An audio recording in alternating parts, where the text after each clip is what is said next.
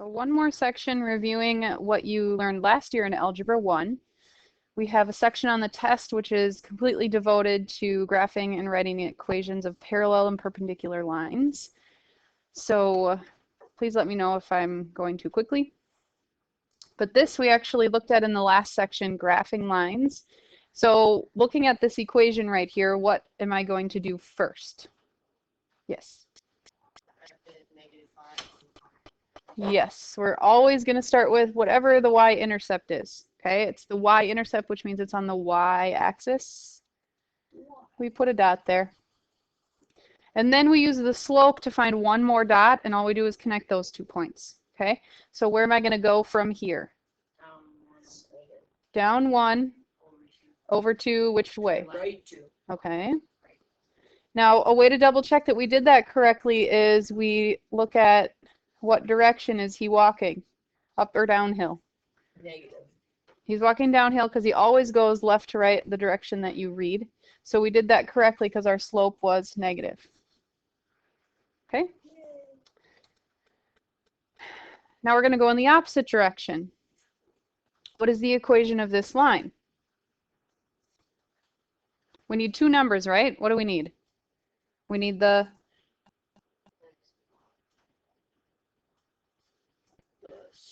slope and the y-intercept. We can see both of those right on this graph. Okay, so we've got y equals, what's going to go here? Between the two red points, it goes down 3 and over 2. So the rise is on the top, the run is on the bottom. You're just counting from one point to another. Okay, and then what is this number going to be? It goes through at positive 2 on the y-axis. Questions? Okay, you always need to know the slope and the y-intercept. And then you can write your equation, you can graph. It's the easiest equation to deal with as far as graphing lines. Okay, now on this one, we were lucky enough to know exactly what the y-intercept was. We aren't always going to be so lucky. Here's an example where we can't tell exactly where it goes through. We know it's a little more than 3, but we can't tell if it's at 3 1/2 or 3 1/3 or 3 2/5. So we have to solve for this location right here, but it's very easy to do. So first we need the slope. We have two options.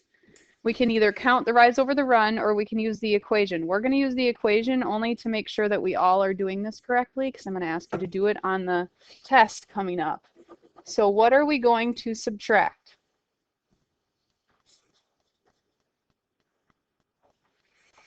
We need the y values. So we can go 6 minus 2, we can go in this direction, which means we have to do what? We have to go in that direction for the x's as well, which is really what? 4/9.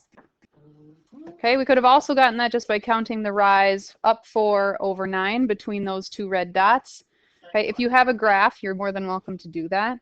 But sometimes they don't give you a graph, and it's quicker to just do this rather than plotting the points and counting. Okay, so we're trying to get this. We're trying to get a number here and a number here. Do we have one of those numbers? We have m, right? We just found it, 4/9. So we're going to put that here. Do we know this? B. No, that's originally what I talked about. We don't know that just by looking at the graph. So that's going to stay B. But we can put in an x and a y so that we can solve for B. Where would I find an x and a y? Yeah, we have two coordinate options, right? Those are both x's and y's. Okay, so let's use this one. What's going to go here? The y value is 2, -3. So we're going to multiply these two. -1 1/3. What should we do to solve for B? Yeah, we just add this to both sides.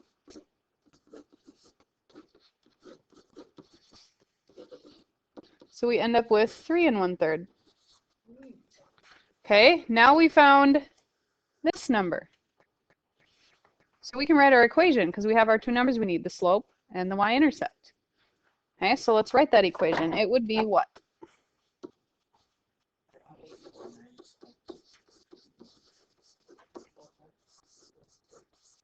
Perfect.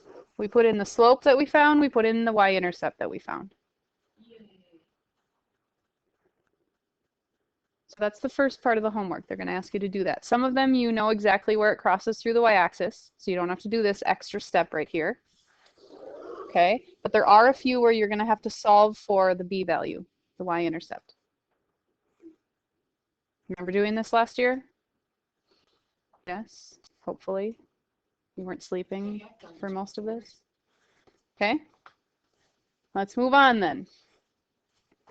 So this is one where we do know where it's crossing through the y-axis, so this is a quick one. What is the equation of this line?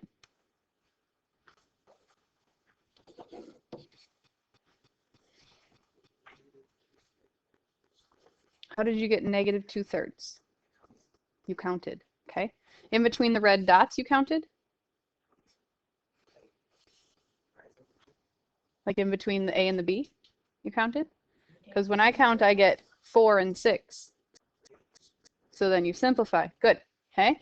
So it is negative. It goes down 4/6, but we don't want to write 4/6 because you can simplify that fraction. So that's the same thing as 2/3. And what's this? Where does it cross through? Crosses through at 4.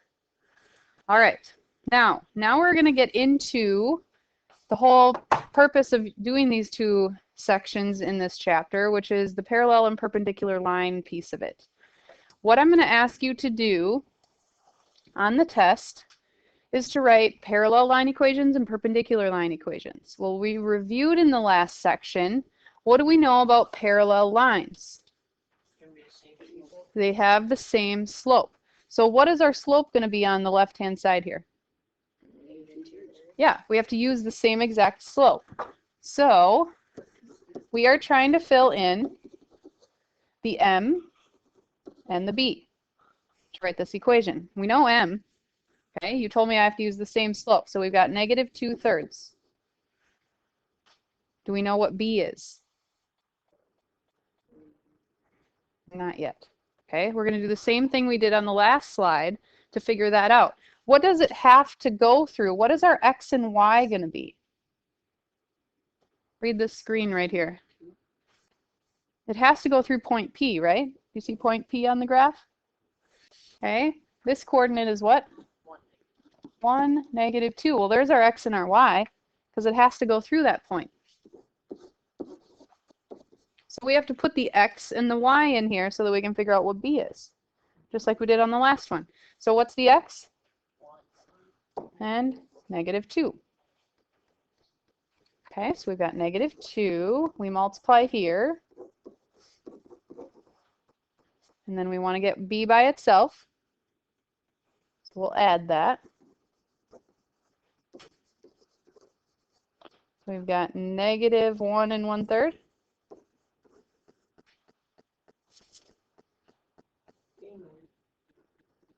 Well, now we have our two numbers, right? So what's our answer going to be?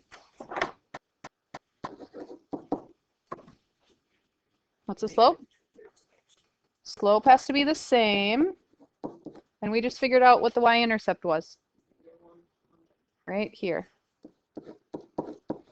I'm going to ask you to do that on the test. You have to know that parallel lines have the same slope.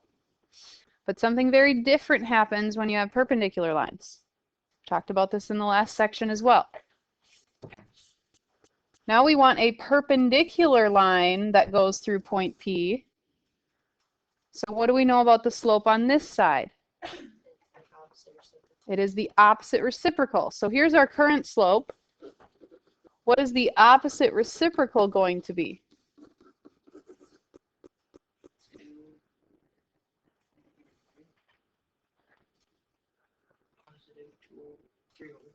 We have to flip it. That's the reciprocal part of it. And the opposite is changing the sign. So it needs to be positive 3 over 2.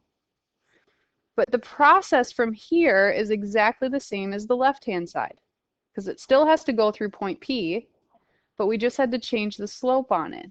So we have to put in our x and our y. So y was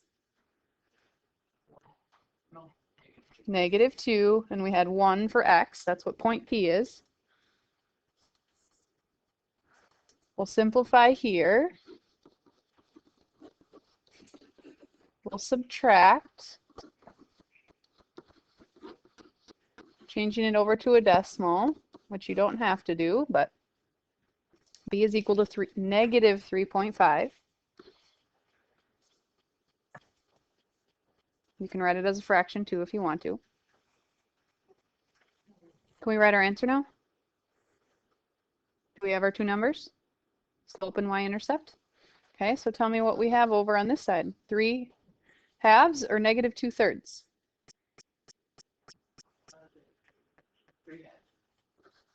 We have to use the perpendicular slope.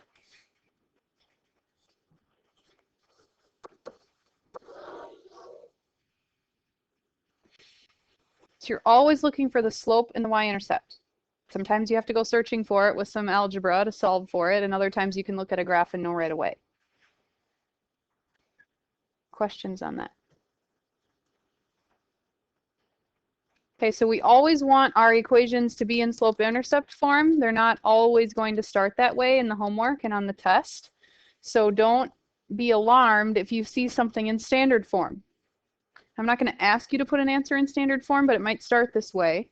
So if we want to change it to slope-intercept form, what variable are we really trying to get alone? We're trying to solve for y. We're getting that y term by itself. So look at this example.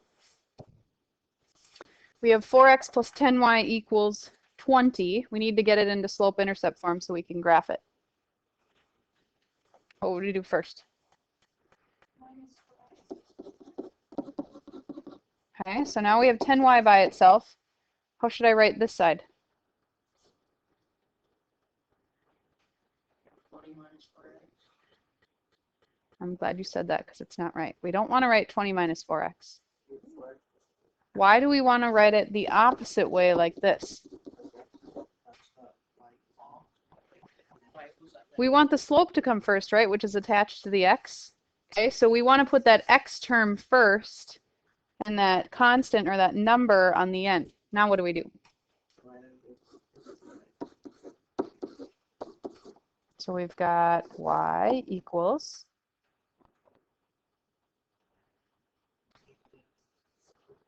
we got to simplify that. You can divide them both by 2. So you got 2/5 plus 2.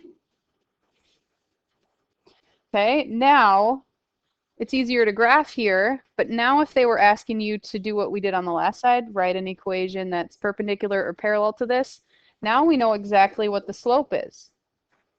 So if you see an equation in standard form, switch it over to slope-intercept so you know what the slope is, because you'll be using that. Okay, so this one, where am I going to start to graph it? 2, up, down, left, or right? Yep, always the y-axis. And then I'm going to go where? Right there.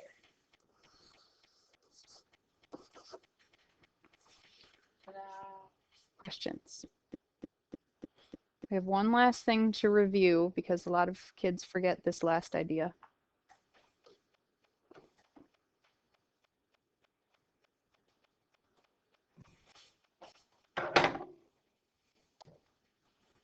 How do we graph these?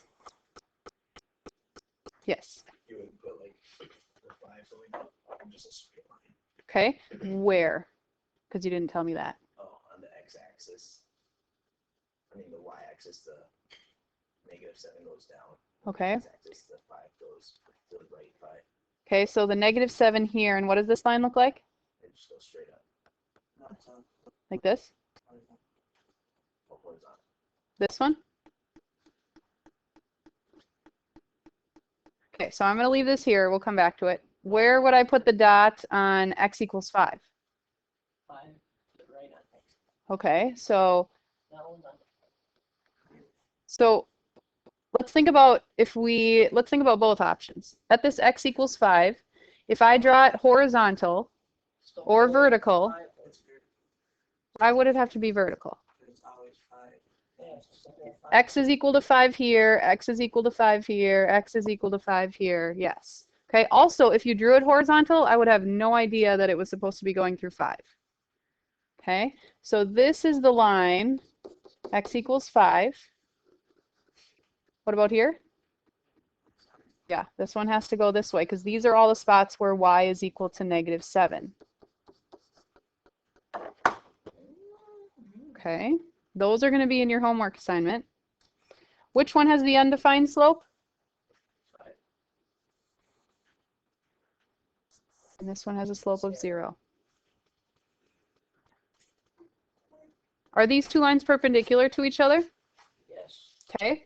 If you get to a homework problem and they ask you to find a line perpendicular to x equals 5 that goes through a point, it might be easier if you graph the line and graph the point and then figure out what that equation would be. The vertical and the horizontals tend to be easier if you draw a little sketch, so you don't make them go backwards. Like you put the x horizontal instead of vertical.